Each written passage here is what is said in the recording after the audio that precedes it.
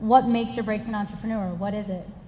I think a lot of the hot startups that ultimately fail are actually novelties. They're things that people enjoy for a little bit of time, but they're not businesses for the long term. So real products solving real problems is sort of the commonality of all the really, really solid startups.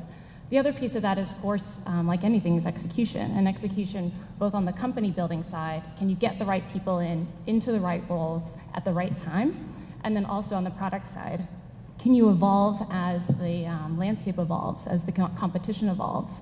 And the best startups, the startups that succeed, are able to do both. There is a third piece, and it's a little bit of an X factor, which is about timing. And you have some control over timing, and then sometimes you don't. But there are definitely cases where really great startups just emerge at the wrong time, too early, too late, usually too early. And that's not something that can be completely controlled by the entrepreneur. I just quote Ben Horowitz all the time. He gave a speech at Stanford, and he said something that stuck with me to this day. He said the difference between a vision and a hallucination is that other people see the vision, and as investors, like, he's always looking for the hallucinations, right? And when you think about it, it makes sense. Like, who would ever think that I would rent out my room for a week, just some random stranger, right? Like Airbnb. Who would ever think that folks would put all of their information online on the internet and Facebook, right? So when you think about it, like, in the context of that, trends don't really even matter, right? Those are the folks who are creating the markets that will eventually matter.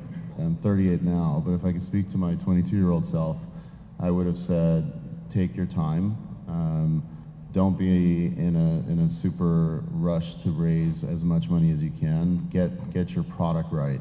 Get your team right. Everything about the startup environment is not a constant. If you look at history, there are major swings up and down. The only thing to me that really matters, that is immune to all of the fluctuations of hype and buzz and whatever happens in the economy, the teams that can have the fortitude to survive those swings and continue to grow are the ones you want to spend your time with.